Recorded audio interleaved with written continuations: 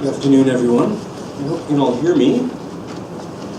I see some nods in the back, so this is loud enough. All right. I can project. I'd like to welcome everyone to this celebration and memorial service for Aline Frances Nicolls. A couple of things I want to just open with. If you've got a cell phone, this is your chance to just turn off the ringer quick. It's a good thing to do. You know, every single human life is unique and different, and all families have different structures and different dynamics. And so also, every time of remembering and every celebration of life is also unique. And what I'm inviting you to do is just flow along with the presentation of memories from friends and family, and remember the life of a loved one, a long and well-lived life.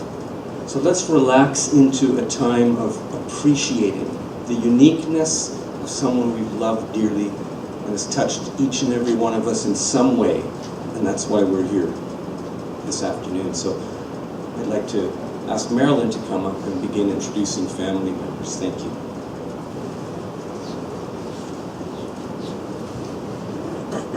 Thank you, Rob. Hopefully I'm speaking relatively close. A little closer. A little closer? Right, yeah. Okay, thank you.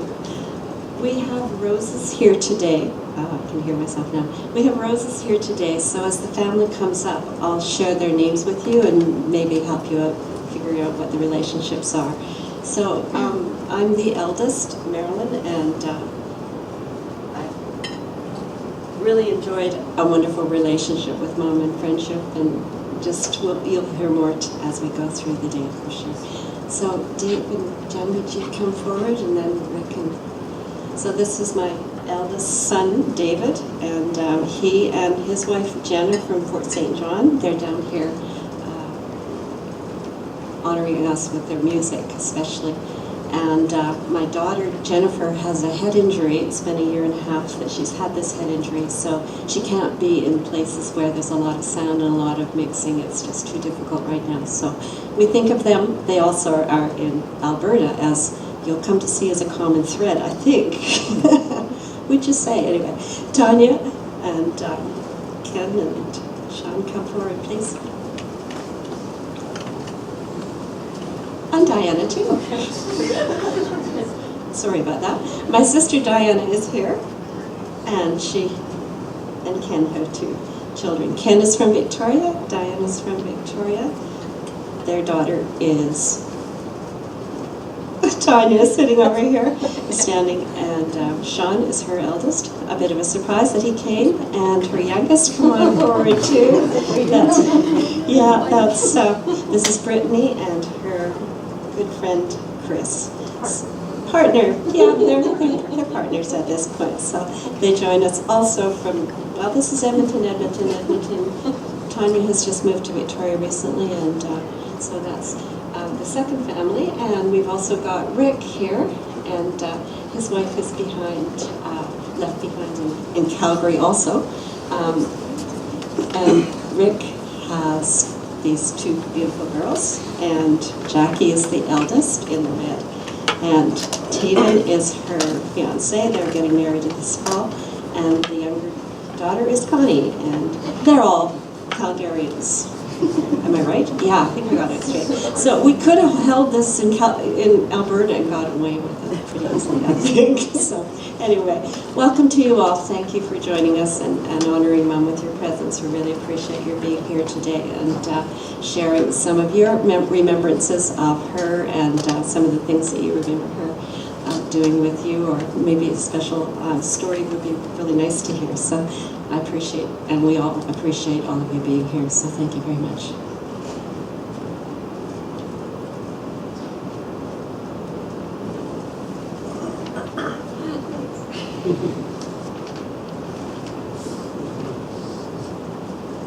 Let me introduce myself. Anyway,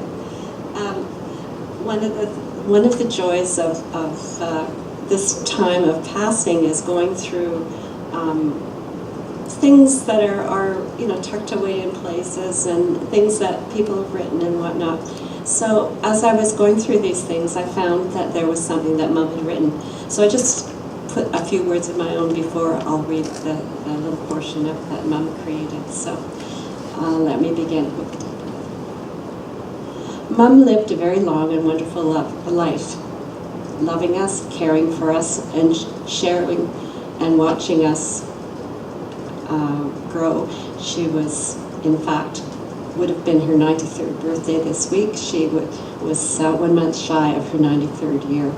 She was an amazing person, a bright, witty gal with a great sense of humor. She was a feminist before folks really knew the term. She wanted to be a person in her own right. She acquired 2 university degrees in her middle years. She read voraciously, enjoyed her passion of genealogy, knitting, and hand quilting. We will miss her terribly, but we rejoice in her life well lived. While going through some of her papers, I discovered the following passage about her life, her thoughts, her priorities.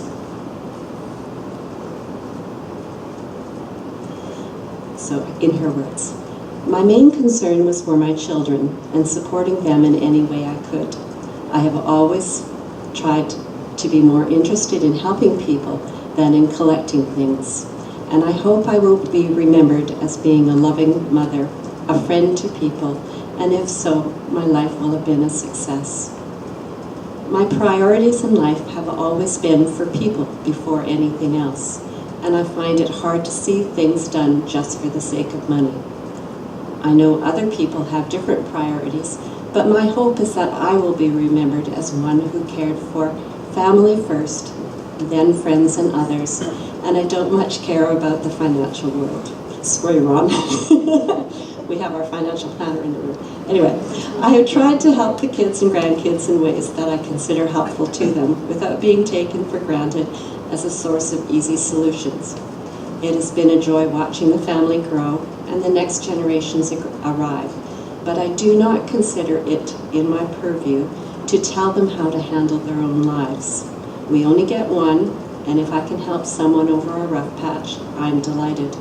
But I always try to remember who owns the problem.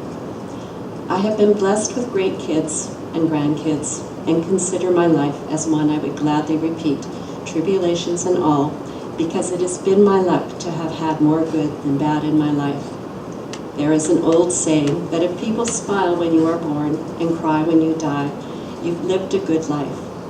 They didn't smile when I was born, but I hope I will be missed by my loved ones when I die. So I think I won the race. The important thing is love.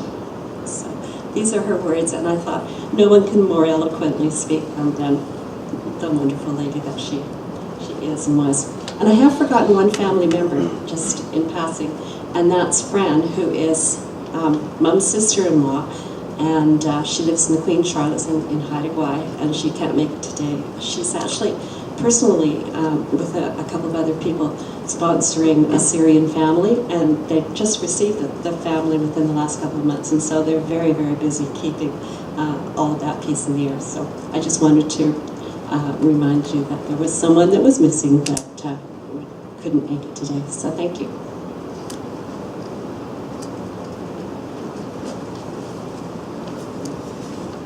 Those are great words to read and to hear the thoughts of a mother down line. Mothers thinking about children and grandchildren. And at the end of a life well lived, to think that the greatest thing that you lived through was the birth of your own children and the passing on through the ages. So just watching these roses come together and see all the family members come together, I was just thinking of, it is such a miracle that people come from other people. The life of one person has brought into this world so many others. And family life is a beautiful thing, difficult as it can be. But I'd like to ask Diane and Nicolls to come up and share a prayer with us.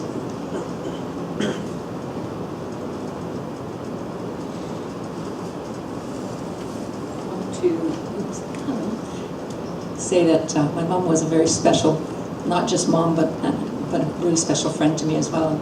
I was so lucky to spend quite a bit of her last few years with her, helping her and going shopping and doing all that sort of stuff that people need to do when they get old and can't do it for themselves. So that was, to me, a delight. But she was a delight. She had this really quick clear mind, and she just loved words. She loved writing. She loved speaking. She loved sharing her thoughts, and she loved puns, and she loved doing crossword puzzles, and she would have just loved that she passed on at Thanksgiving so that we could be thankful for her, and that we're doing this on Remembrance Day weekend, and so we could remember her. She'd have just delighted in that idea, so I think that's really cool. So I have a prayer that is for the departed, that is from the Baha'i Faith. He is God, exalted is He, the Lord of loving kindness and bounty. Lord, I bear witness that in thy servant thou hast reposed thy trust, and that is the spirit wherewith thou hast given life to the world. I ask of thee, by the splendor of the orb of thy revelation, mercifully to accept from her that which she hath achieved in thy days. Grant that she may be invested with the glory of thy good pleasure, and adorned with thine acceptance. O my Lord, I myself and all created things bear witness unto thy might, and I pray thee not to turn away from thyself the Spirit that hath ascended unto thee unto thy heavenly place, thine exalted paradise and thy retreats of nearness. O thou who art the Lord of all men. Grant then, O my God, that thy servant may consort with thy chosen ones, thy saints, and thy messengers in heavenly places that the pen cannot tell, nor the tongue recount. O my Lord, the poor one hath verily hastened unto the kingdom of thy love, the stranger unto her home within thy precincts, she that is sore athirst to the heavenly river of thy bounty. Deprive her not, O Lord, from her share of the banquet of thy grace, and from the favor of thy bounty. Thou art in truth the Almighty, the Gracious, the All-Bountiful. O my God, thy trust hath been returned unto thee. It behoveth thy grace and thy bounty, that have compassed thy dominions on earth and in heaven, to vouchsafe unto thy newly welcomed one thy gifts and thy bestowals, and the fruits of the tree of thy grace. Powerful art thou to do as thou willst. There is none other God but thee, the gracious, the most bountiful, the compassionate, the bestower, the pardoner, the precious, the all-knowing.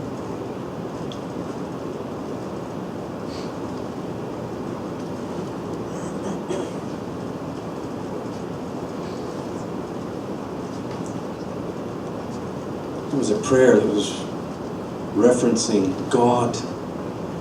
I don't know how you think about God. There are many different ways that people think about God. But one thing we pretty well all agree when we use that word, that God is the source of life and the source of love. I'd like to ask David and Jennifer Price to come read another song, prayer for us.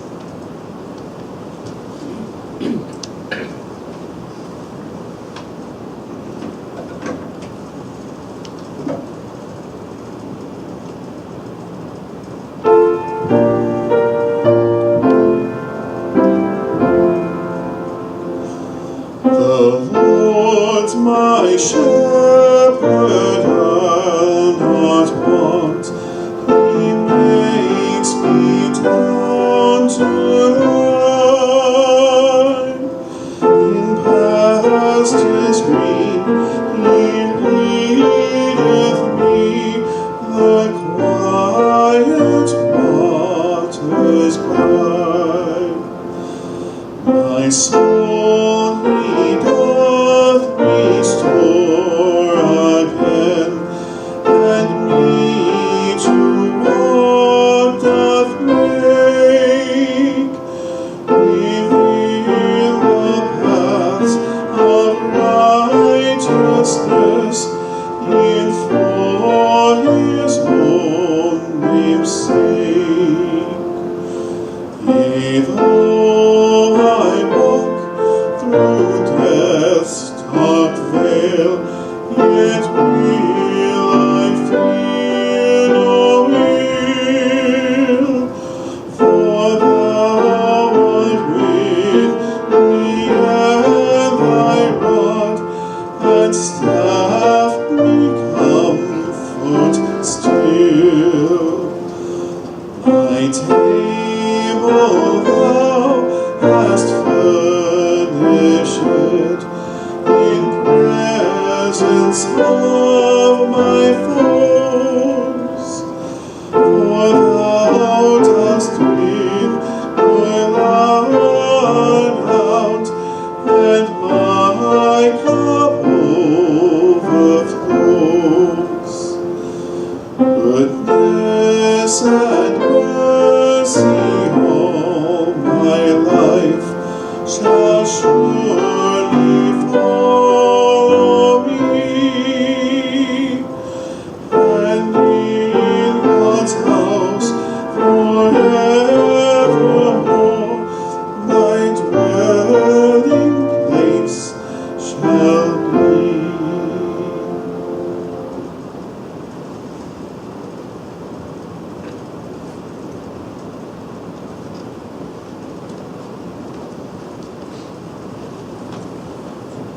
They say it's not appropriate to applaud during a funeral, but my heart's applauding. Thank you very, very much. Well, this is a really important part of the memorial service, and that's when we open the microphone to the floor. To those of you who have memories to share or a little story to tell, this is a really nice opportunity, just informally, for us to share how we were blessed by this wonderful person. So I'm going to open this mic, and I just have you come forward, just state your name and your relationship, and share something with us.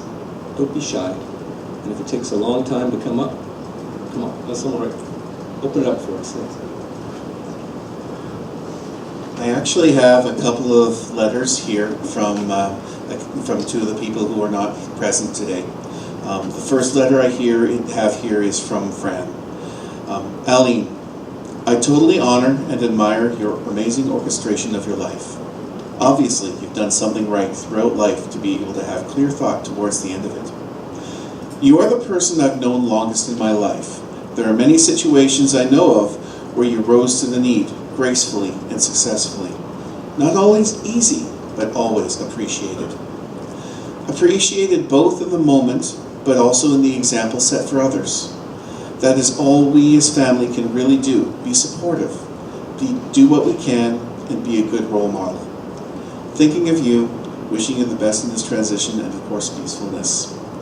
I'll do what I can to fill in as matriarch for a bit with my 4-year advantage. In appreciation, Fran. And I'm also going to read, this was my sister Jenny's Facebook post in her memoriam. Yesterday, my grandma passed away. She was an intellect, feminist, in my eyes, a genealogist, and a sun worshiper.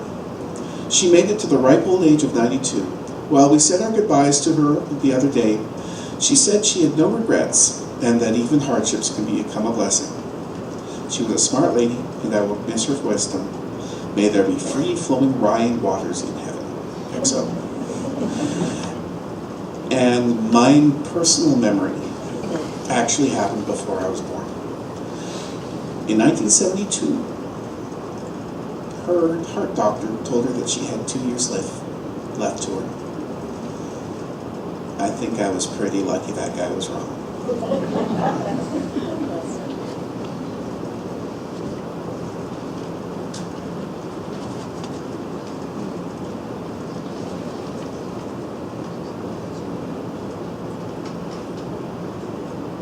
By sun worshippers, Dave was referring to her lifelong love of trips to Hawaii and warmer spots, and she just loved the sun. So she was kind enough to make a couple of trips even after her dad passed away, and Diane and I were fortunate enough to be able to take her along and give her that sun time that she desperately craved.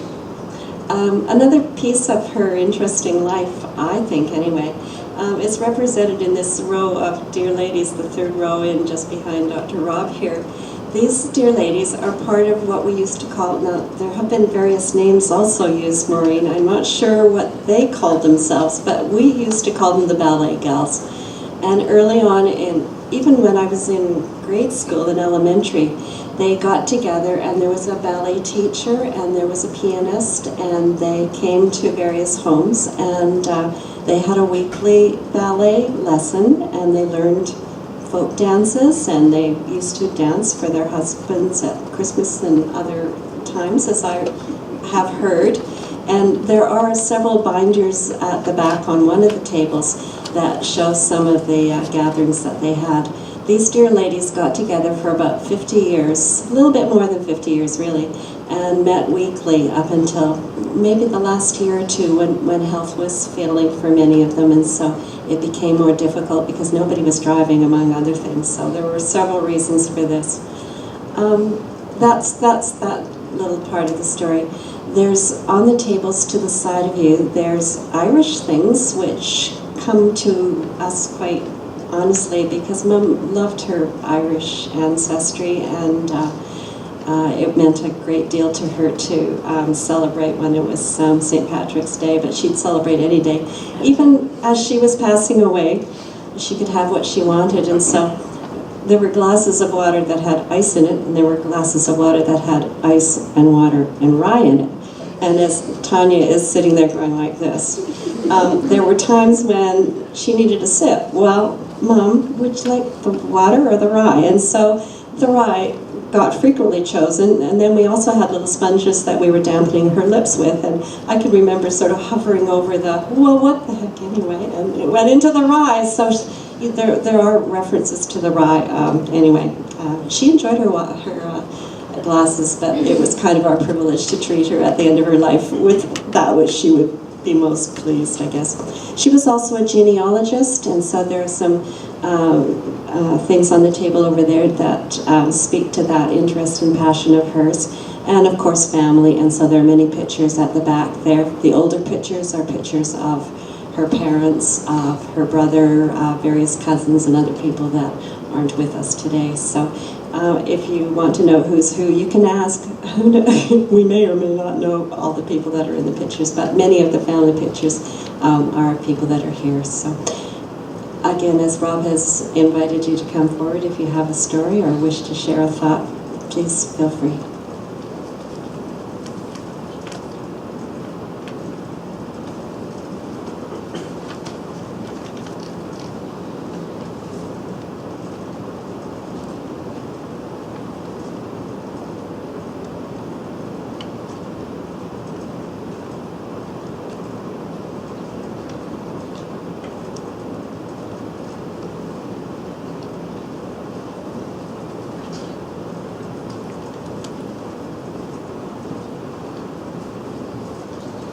Don't be shy.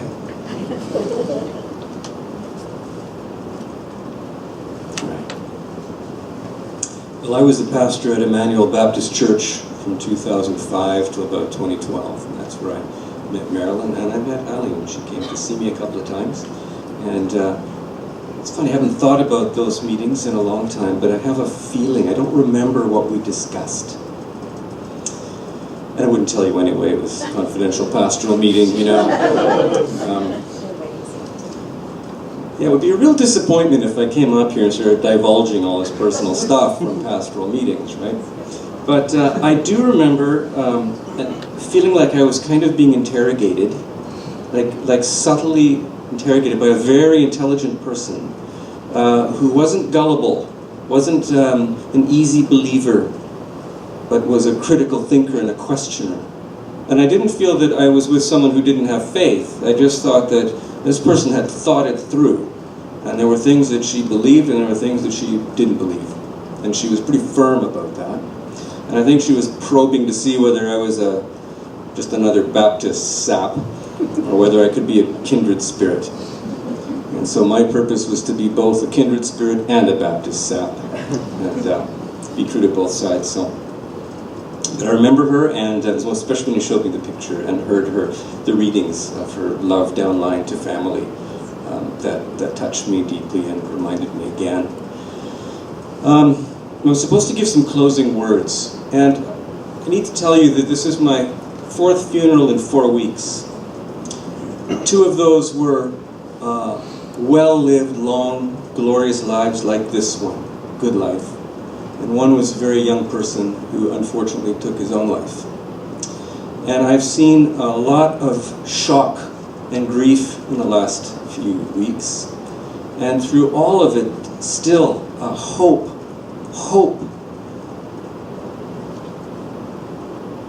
You know, what I see is this. We don't know anything from where we come from. We just find ourselves, we were born, and then we just find ourselves at 3, 4, 5 years old starting to have a memory. We know nothing about where we have come from. And we have had no say in the kind of being we would be. We didn't create ourselves, we didn't decide when we would be born and under what circumstances. And we came into the world with no control, 0 control. And then you live through life, and you experience a bit of life, and don't be cynical. It's fantastic, despite the pain. The thing we realize is how amazing it is to be alive, to be a human being in this world, to discover the gifts you've been given, the potentials within you, whether it's dancing or poetry or singing, gifts that you have, and to discover the possibility of love and with the relationships of love, and you're just getting this life figured out a little bit. When, yeah, the clock's ticking and the decades are going by, and you realize when I finally do have it figured out, no one will listen to me. I'm just an old person, they don't listen to me. And then we do not have the control to hang on to life either. We had no power to bring ourselves into being, and when it's time to go, we can't hold on. And still, through all of it, there is hope, and there is faith, and there is the richness of the experience of love. The thing about love is that it is greater than life. It's bigger than life. People lay down their lives for a loved one. People will say, as Aline just did, that all my life, when I review it, my life is just those people I loved. And those people I gave life to. Those people who came through me. And those people that I hope remember me in a certain way. Love is bigger than one lifespan. We feel it, it's an intuition, and that's what gives us the hope. It gives us the hope. We don't know what's beyond this life. But I think, what, is this living? Is this living, dragging around this biological sack we're in? Is this really life? Or is life a bigger thing, a mystery? And this is a stage, this is a part of life. And when we lay the body down, we continue in some mysterious but glorious way. Now, I personally believe that. And I believe that wise voices have said to us, while you are here in this body, there is one overall priority among all things. St. John said, look, God just is love. St. Paul said, the greatest thing in the world is love. Jesus said, all God ever really wanted from us is that we would just love one another as we would be loved. Love is more powerful than life itself, more powerful than death. I leave you with these words of hopefulness, and they come from a feeling I had when I buried my dad, and I lost my mum just this January, and she was born also in 1923. A long, well-lived life by a great mom. The feeling was, when someone you really love moves on to the other side, there's an investment there now. There's a real piece of your heart that went there with that person. And however scary death might be, it has to be a little less scary. Because someone we know and trust and love has gone there before us. And we are heading that way. They ain't heading this way. And I look forward to see all of our loved ones again. And to see them healthy. And to see them released of physical pain and suffering. And to see them in the joy of all those potentials they were born with, shining and flourishing. It is my hope, and I think at a time when we do come together to remember and to celebrate a particular life, we should also remember and celebrate the mystery and the beauty of all life, of life itself, and that the best is yet to come. Thank you. So that, don't you applaud? Well, I guess we've come to the end of our, of our memorial time. Would you like to close us, say a few words for us? Yeah.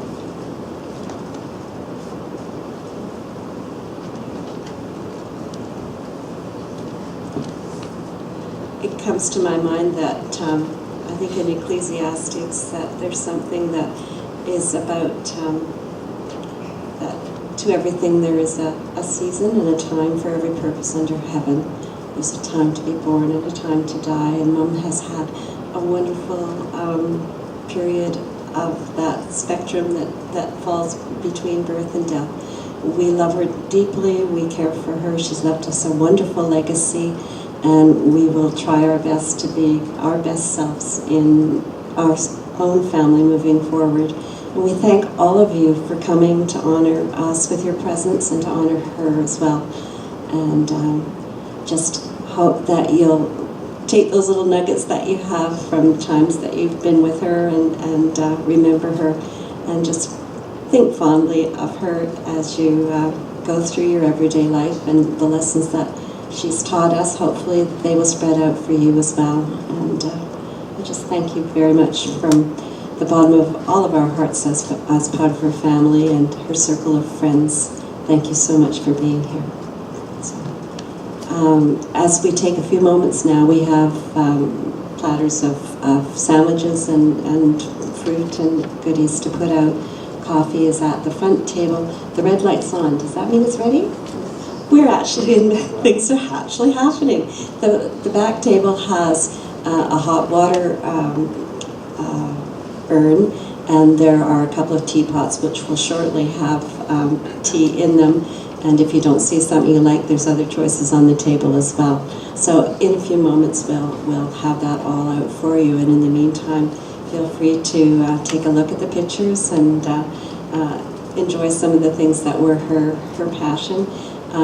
If you haven't signed the guest book, please take a moment to do that.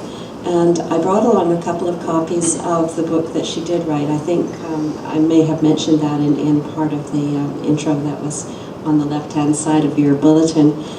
If you wish to take one, feel free. We have still a few more at the house, so feel free to, if you want to see what kind of interesting stuff that she did, because all of that was pre-computers, so it meant you went to the Bahamas, to the archives, to find the books, to find the pictures. You didn't just go on Ancestry and download this, that, and the other thing. So this is pen and paper genealogy. That was her true passion, and I leave that all with you. So thank you again for coming. It's our privilege to have you here. Thank you.